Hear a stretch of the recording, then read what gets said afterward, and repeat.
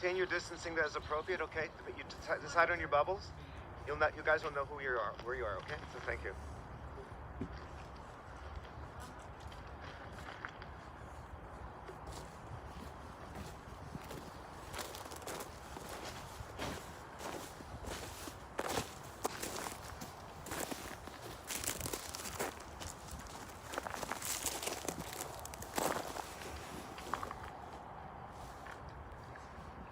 Our rabbis taught that there are three crowns: the crown of Torah, the crown of priesthood, and the crown of royalty. But they emphasize that the crown of a good name excels them all. The book of Ecclesiastes says, Tov Shem Mishemen Tov, a good name is to be treasured above precious oil. Wealth, health, even life passes away, but a good name lives forever. It is this view that the Talmud teaches: monuments need not be erected for the righteous, their deeds are their memorials. They will be remembered and revered for the kindness they have shown and for the love they have given. They are shining examples of what it means to be a mensch. Adonai ro'i lo esar, Adonai ro'i lo echsar. And from Psalm 23, with God as my shepherd, I shall not want. The Eternal makes me lie down in green pastures, leads me beside the still waters, and restores my soul, guides me in straight paths for the sake of God's name. Yea, though I walk through the valley of the shadow of death, I will fear no evil, for you are with me. Your rod and your staff, they comfort me. You prepare a table before me in the presence of my enemies. You have anointed my head with oil, and my cup overflows. Surely goodness and mercy shall follow me all the days of my life, and I shall dwell in the house of the Eternal forever.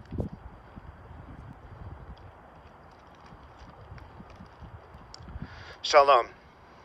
My name is Rabbi Alan Finkel, and I am honored to lead this service on behalf of the Cohen family, as together we honor the passing of Clarice, Patricia Cohen, who we know as Pat, the daughter of Jack and Goldie Cohen, Kyla Pearl, Bat Yaakov Agolda, who left us on Monday morning, November 23rd, 2020, the 7th day of Kislev, 5781, at the age of 88.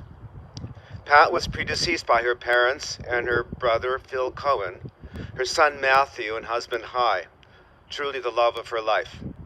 She is survived by her two loving children and their families, her daughter Burl Cohen and husband Mark Gerard, her son David and his wife Jackie and their daughter Paula, and by Matthew's daughters Sari and Marley.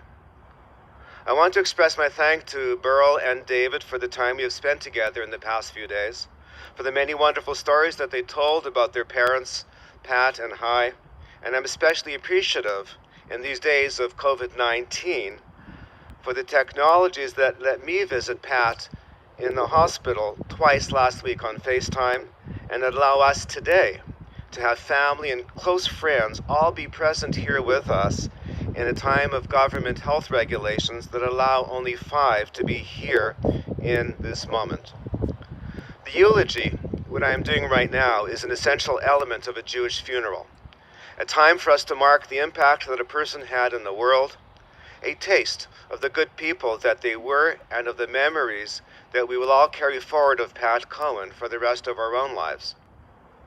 3 of us will speak this morning, me first, and then Pat's children, David and Burl, and then some concluding remarks from me.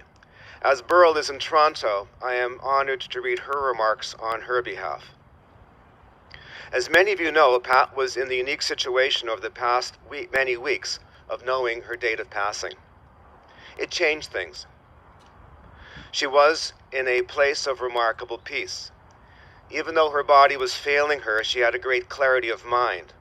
Family was contacting and visiting her, sometimes in person, as much as hospital regulations would allow, or online. And just as importantly, Pat was reaching out to people who were important to her, with truly a unique opportunity to say what was needed to be said. And as I stepped into her life, she was a blessing to me as well. We immediately liked each other. She happily accepted my invitation to say the vidui, and end-of-days confession with each other. And even with her labored breathing, she told stories about the things that were important to her. She talked about the men in her life, her father, and especially her husband, Hai. She talked about the unconditional love she had for her children and the lives they'd made for themselves. And of course, she loved talking about her grandchildren and especially expressed one wish for them more than once, that she hoped that they would marry men as good as their grandfather Hai and their great-grandfather Jack. Hai's name came up more than once, so I had to ask, did they meet? She smiled. It was at the YMHA. She was 15 and he was 18, and her first sense of Hai was that he was tall, dark, and handsome. They did not date then. That would be a few years later when she was 21 and Hai was 24. As Burl tells the story, Hai had moved to Montreal where he was an accountant and had returned to Winnipeg for a visit. Not unlike current generations, it seems that even in the early 1950s, many young Jews had moved away. And he asked a friend, "So, who's still around?" And he was given Pat's name. They dated, and Pat says she knew that Hai would be her life partner when he told a mutual friend that he likes intelligent women. For Pat was all of that and more. Herself a social worker and not one to fall into the well-traveled stereotypes for Jewish women in the 1950s. And Hai was unique in what he was seeking in that era. Hai went back to Montreal, Pat moved to Montreal, and those two strong and independent people continued to date while living in separate apartments. They married in 1953, and in 1958, just before Burl was born, Hai accepted a government job offer and they chose to move back to Winnipeg. Pat's describing to me how neither of them could imagine living their lives with their families nearby and surrounding them. 3 children would then follow, Burl, David, and then Matthew. Pat came into her relationship with Hai very much as her own person. Her father, Jack, was a furrier, successful even in the times of the Great Depression, based on an ethical business practice of selling fur coats so people could stay warm, and simply asking them to pay when they could without charging any interest. Pat learned early that money was not the way of things and the goal of things. Instead, she was a thinker and widely read, with a Bachelor of Arts, a Bachelor in Social Work, and later in her 30s, a Master's in Arts in psychology as well. And that's who Hai married. Exactly who Pat was, an intelligent woman committed to her own path in the world. And Hai fully supported her in her educational pursuits, learning how to cook exactly 3 things for their children when she went back to school: fried matzah, grilled cheese, and French toast made with leftover challah, with her kids exposed to bright young minds hanging around their home who were pursuing higher education. I will share more about Pat later, but this is an appropriate time for David to share about his mother, and I'll follow that with the words of Burl. David?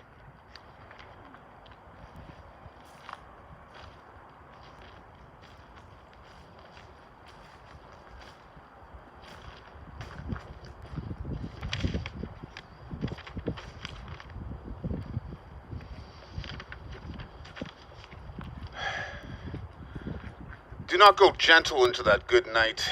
This is a poem by Dylan Thomas. Do not go gentle into that good night. Old age should burn and rave at close of day. Rage, rage against the dying of the light. Though wise men at their end know dark is night, because their words have forked no lightning, they do not go gentle into that good night. Good men, the last wave by, crying how bright, their frail deeds might have danced in a green bay. Rage, rage against the dying of the light. Wild men who caught and sang the sun in flight, and learned too late they grieved it on its way. Do not go gentle into that good night. Grave men near death who see with blinding sight, blind eyes could blaze like meteors and be gay. Rage, rage against the dying of the light. And you, my father, there on the sad height, curse, bless me now with your fierce tears, I pray. do not go gentle into that good night. Rage, rage against the dying of the light. There's some brief prose written by Walt Whitman. This is what you shall do.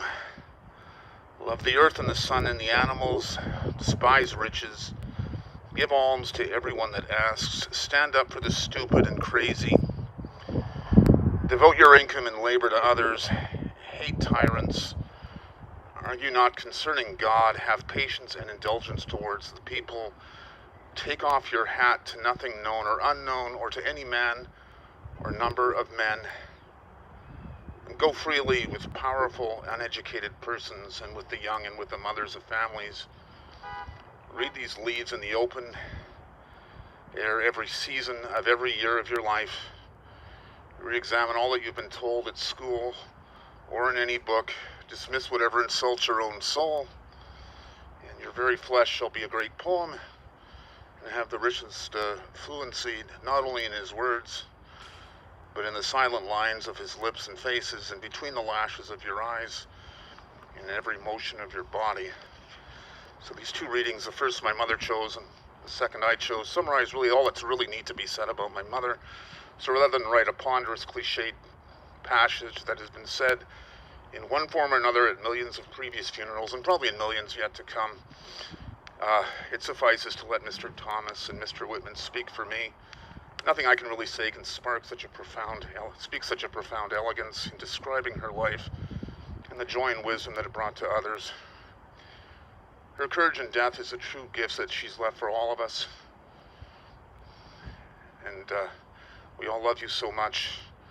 And I know, Mom, that you really appreciate my being brief and not going into long tangents, so I do thank you. Thank you.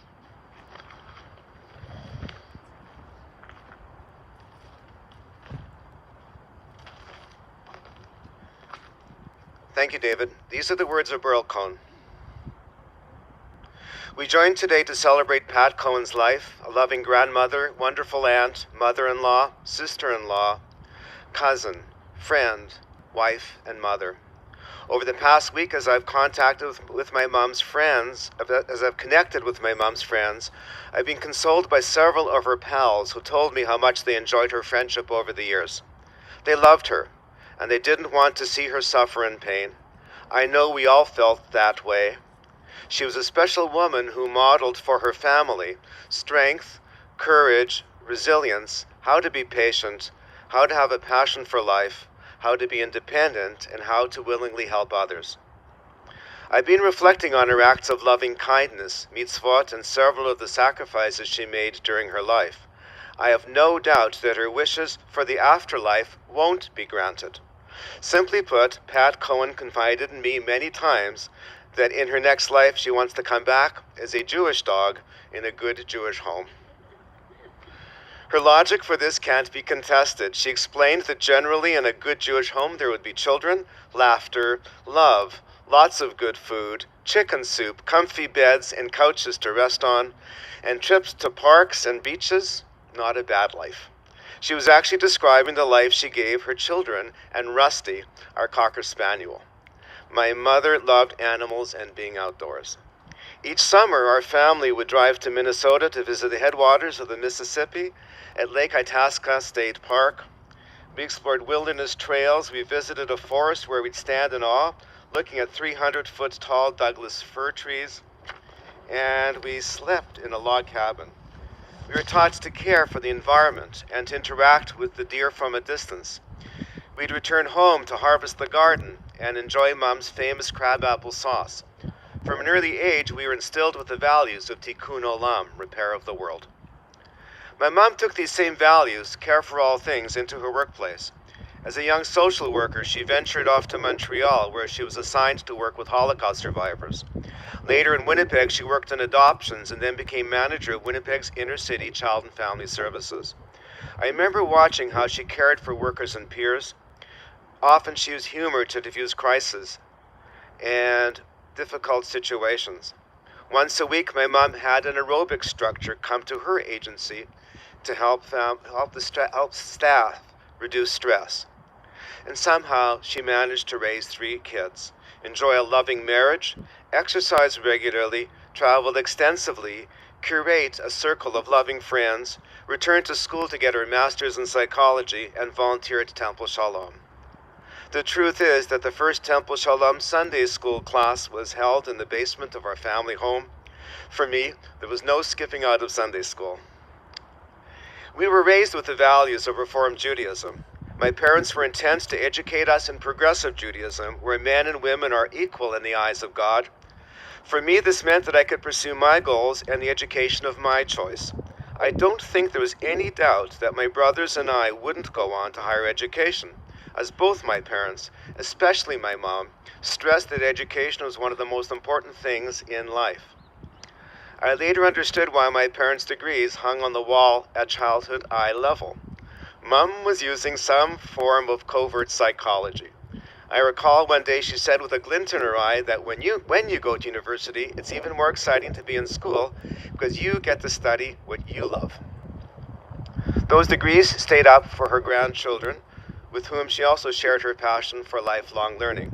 She loved caring for Paula, Sari, and Marley and imparting her values. She was a pretty hip grandma. Mom was forever reading, volunteering, going to lectures and the art gallery. She used to tell me what she was learning about pedagogy from an ESL teacher that she worked with as a volunteer in adult education. She was so excited to help newcomers to Canada learn English. I've heard that the day we stop learning, we die. I know that my mom's spirit is far too strong for death. She lives on in each one of us. I await the day when I see a sign from her or feel her presence. I am grateful for her incredible life memories, for being an amazing teacher, and for being my best friend. I know how blessed I am to have had her as my mother. And those are the words of Burl Cohen.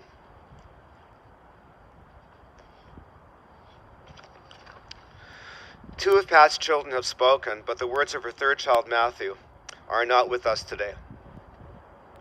His passing in 2007 was tragic and an incredible loss for Pat and the family, but she stepped up with an incredible sense of responsibility to her grandchildren to pass on as many stories as she could to them, to make sure that they truly understood he was an amazing father. And her commitment to her grandchildren was noted by others. A note I received a couple days ago from Matthew Leibel, now a rabbi at Shared Tzedek, but then a lay teacher there, who recalls Pat dropping off Sari and Marley for their Bat Mitzvah studies, and his clear memories of her as a strong woman, clearly committed to ensure that Jewish traditions continued into the next generation as well. Her grandchildren really were the glowing lights of her life.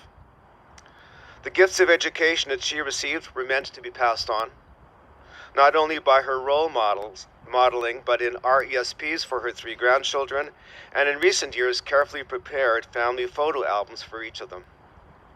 And perhaps one of her greatest recent joys was the experience of her first family Zoom meeting in July for her 86th birthday, the last with family, where she was so surprised to see family in 3 provinces share the day with her. She couldn't understand how it could happen, all those faces on one screen, but she was beyond thrilled by her experiences that day. I would like to touch on Jewishness and what it meant to Pat. It wasn't about God necessarily, but it was about values, and it was about the Jewish community, and it was most certainly about Israel. As a teenager, she was part of Habonim, was a camp counselor at B'nai B'rith camp, and almost made Aliyah to Israel, much of which was fueled by her work as a social worker in Montreal that Burl described, working intensely with Holocaust survivors, helping them get settled and established and in finding employment, all of which had a deep impact on her 3 children. Burl touched on Pat's careers as a helper of others, but it continued on unabated into her later years, quietly reaching to drive people around and checking in on people she hadn't heard from for a while. And as Burl pointedly noted, she didn't do these things to collect mitzvah points. These were acts simply done out of the goodness of her heart. But her Judaism had other dimensions as well. The second I introduced myself to Pat,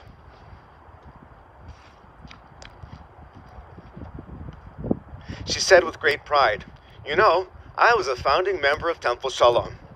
And this was a comment she repeated a number of times.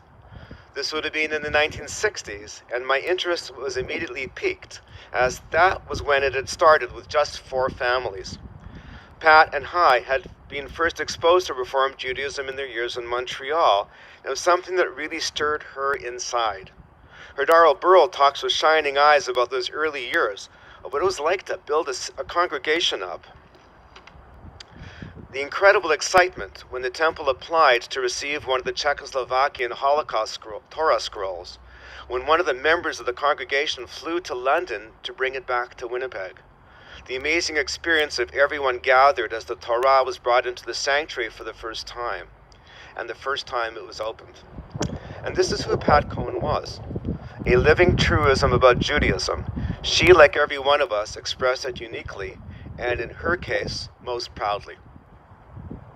Speaking with Pat and her family, I was surrounded by kind and caring and loving human beings, everyone with a clear sense of the gifts they have been and will be for each other in their lives. On this day, I have no doubt that for Clarice Patricia Cohen's family and for all who knew her, Pat's name and memory will always be a blessing. Can you hear what's on? May it be God's will. We will be concluding this part of the service shortly with the El Malei Rachamim, both in Hebrew and in English. But before doing so, I'd like to describe how this day will unfold. There will, of course, be no meal of consolation. Because of COVID-19 restrictions, the family may choose to do something at a much later date, perhaps at the time of unveiling.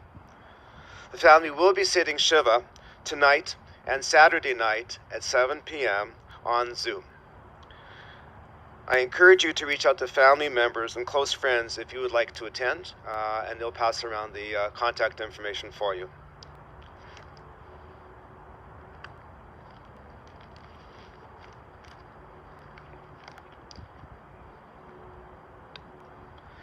El Malei Rachamim, Shachein Bamrohamim, Hamatzei Menucha Nechonam, Tachat Kanfei Shechina, Im Kedoshim Tehorim, Bizchar Harakia Hamazhirin, Et Nishmat Carla Pearl Bat Yaakov Golda, Shalcha Le'olama, Baal Harachamim, Yastireha B'Sefer Chanacha Ba'olamim, V'Yitzror Chaim Et Nishmata, Adonai hu nachalata, v'tunach b'shalom al kol mishkava, v'nomar amen.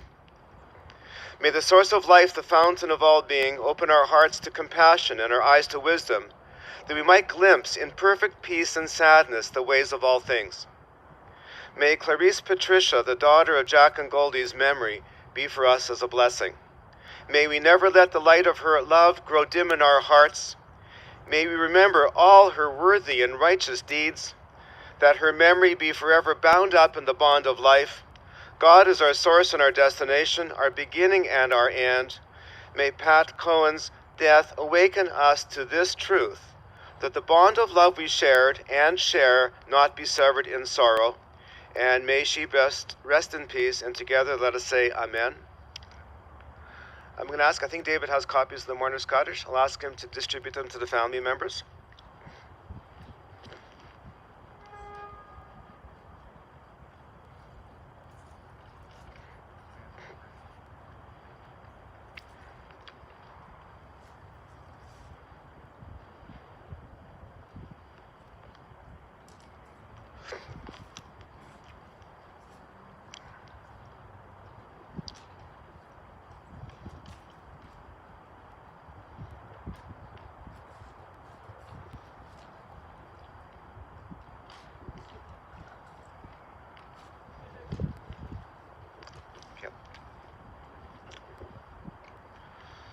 May the love and eternal connections of our souls give us strength as we turn to recite the words hallowed by time. Sanctifying the name of God, we honor the memory of Kyla Pearl Bat Yaakov Golda, Clarice Patricia, the daughter of Jack and Goldie Cohen, with the words of Kaddish Yatom, the Mourner's Kaddish. And together, let us recite. Yitkadal v'yitkadash Shemei Rabbah, v'yalma divrach hirutei v'yamlich malchutei, B'chayechon uvyomechon uv'chaye dechol Beit Yisrael ba'agala uvizman kariv v'imru Amen. Yehe shmei rabba mevorach leolam ulalmei almaya. Yitbarach v'ishtabach v'itpa'ar v'tromam v'itnaseh v'itadar v'italev v'talal shmei dekudesha b'richu. Le'ela min kol birchata v'shirata tushbechata v'nechemata ta'amiran b'alma v'imru Amen. Yehe shlama rabba min shemaya v'chayim aleinu v'al kol Yisrael v'imru Amen. Oseh shalom b'imromav hu ya'aseh shalom aleinu v'al kol Yisrael v'imru Amen. Al mikoma tavo b'shalom. May Patricia Cohen come to her eternal home in peace. And together let us say, Amen. We now move to the final act, which will be the casting of earth. And I do want to make some comments about it beforehand. In Jewish tradition, to shovel dirt into the grave is a mitzvah, a righteous act which we do without any hope of reward. With this act, we take on the responsibility of caring for our loved ones until the very end. Our loved ones deserve to be buried by kind hands, knowing hands, sorrowful hands. You are invited to participate in this mitzvah, a painful act. However, one born of love and compassion for those who have meant so much to us. Adonai Natan v'Adonai Lakach, Yehi Shem Adonai Mevorach. With Job we have said, God you have given, God you have taken away, blessed be the name of God, and may the memory of Pat Cohen be a blessing as we mark that her essence will never leave our hearts and souls. Today we only have family members present. There are several shovels. I'll ask you to use one each, not share shovels. If you do, make sure you have gloves. But do not pass the shovel one to the other. Please place it down for the other person to pick up. To accept the shovel is to take it out of obligation. To take a shovel by yourself is a commitment that you're going to take on that work because it's something you choose to do. It's a voluntary act. And as is the custom here, please, I encourage you to cast 3 shovelfuls each. Okay? Again, making sure you're socially and physically distanced, not socially distanced. Physically distanced. I'll encourage you right now to do this final honor on your mother's behalf and on your family's behalf. Thank you.